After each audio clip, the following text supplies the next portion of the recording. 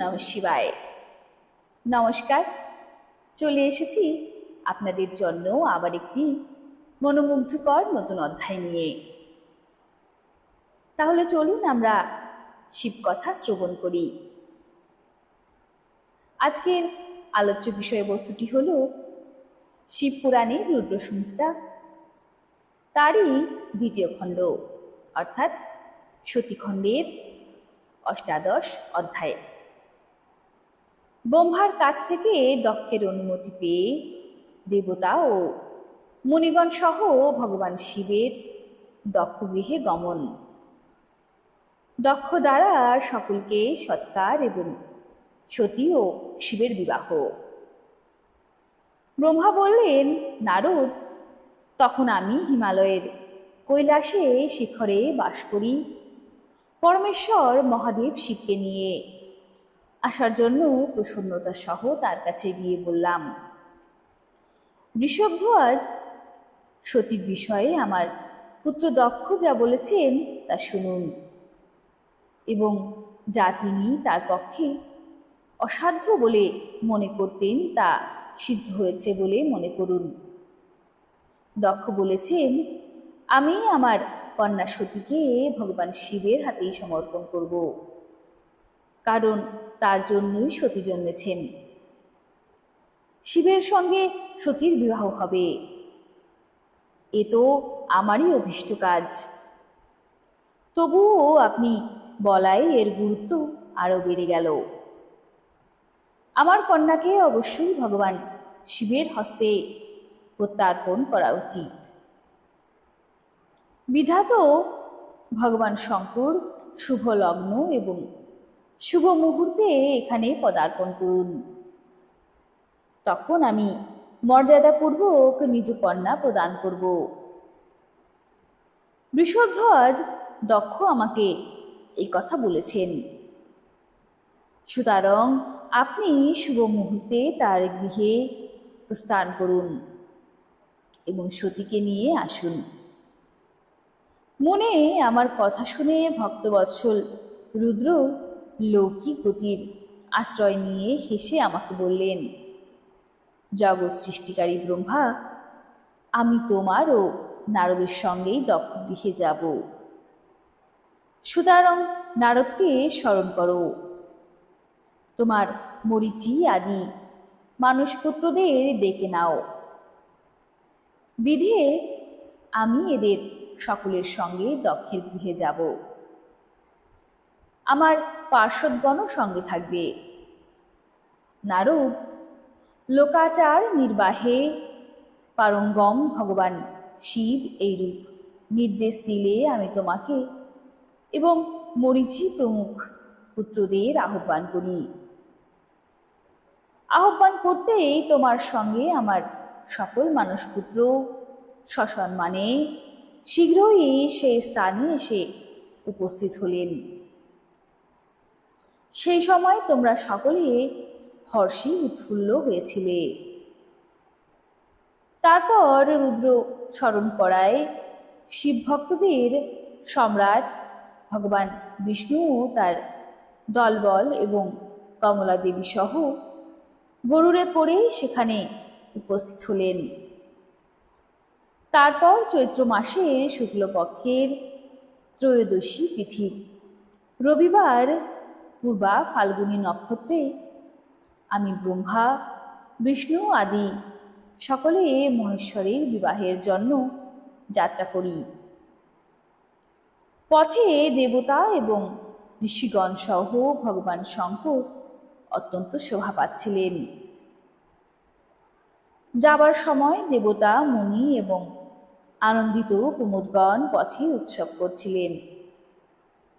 ভগবান শিবের ইচ্ছায় বৃষভ, ব্যাঘ্র, সর্প, জটা এবং চন্দ্রকলা সবই তার যথাযোগ্য অলঙ্কার হয়ে উঠল। তারপর বলবান, বলির বধ, নন্দিকেশ্বর আরূঢ় হয়ে মহাদেব, শ্রী বিষ্ণু আদি দেবতাদের সঙ্গে ক্ষণকালের মধ্যেই প্রসন্নতা সহ দক্ষ গৃহে পৌঁছালেন। বিনীত চিত্তে প্রজাপতি দক্ষ সমস্ত আত্মীয়দের নিয়ে ভগবান শিবকে স্বাগত জানানোর জন্য উপস্থিত হলেন। তার সর্বাঙ্গে হর্ষজনিত রোমাঞ্চ হচ্ছিল। স্বয়ং দক্ষ তার দ্বারে আগত সমস্ত দেবতাকে অভ্যর্থনা করলেন। তারা সকলে সুরসৃষ্ট শিবকে বসিয়ে পাশে নিজেরাও ক্রমশ উপবেশন করলেন।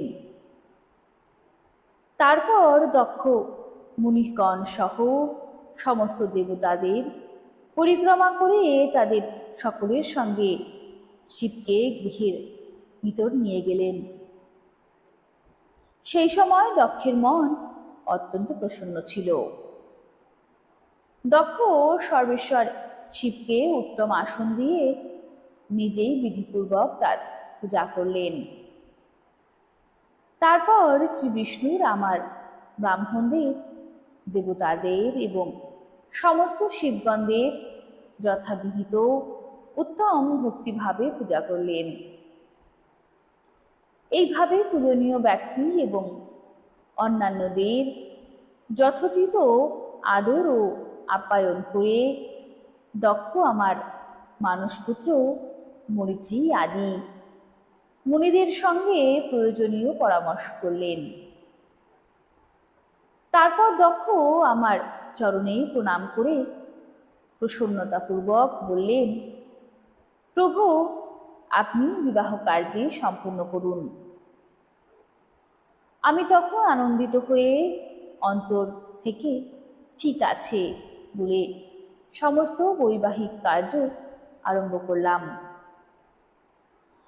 তারপর শুভ গ্রহ, শুভ লগ্ন ও শুভ মুহূর্তে দক্ষ হর্ষপূর্বক নিজ কন্যা সতীকে ভগবান শঙ্করের হাতে সমর্পণ করলেন।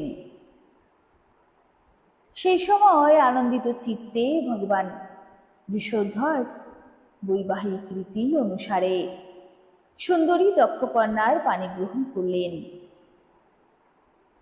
তখন আমি শ্রীহরি, তুমি এবং অন্য মুনিগণ, দেবতাগণ ও প্রমোদগণ ভগবান শিবকে প্রণাম করে নানা প্রকার স্তুতি করে তাকে সন্তুষ্ট করলে সেই সময় নাচ গান সহ মহা উৎসব হচ্ছিল। দেবতা ও মুনিগণ সকলেই অত্যন্ত আনন্দিত হয়েছিল। ভগবান শিবকে কন্যা দান করে আমার পুত্র দক্ষ কৃতার্থ হয়ে গেলেন। শিব ও শিবা প্রসন্ন হলেন এবং সমস্ত জগৎ সংসার মঙ্গল নিকেতন হয়ে উঠল। এই কথার মধ্যে দিয়েই আজকের এই অধ্যায় এখানেই সমাপ্ত হলো। কেমন লাগলো অধ্যায়টি কমেন্টে কিন্তু জানাতে ভুলবেন না। যদি ভালো লাগে অবশ্যই একটি লাইক দেবেন, আর চ্যানেলে যদি নতুন হন চ্যানেলটিকে সাবস্ক্রাইব করে আগে বাড়তে সাহায্য করবেন। আর হ্যাঁ, পরবর্তী ভিডিওটি যদি সবার আগে পেতে চান তাহলে অবশ্যই বেল আইকনটি চেপে রাখবেন, তাহলে নোটিফিকেশনটি সবার আগে আপনার কাছেই পৌঁছাবে। তাহলে চলুন আজকের মতো আসি, ভালো থাকবেন। ভগবান শিবকে আবার স্মরণ করে চলুন সকলে মিলে বলি হর হর মহাদেব।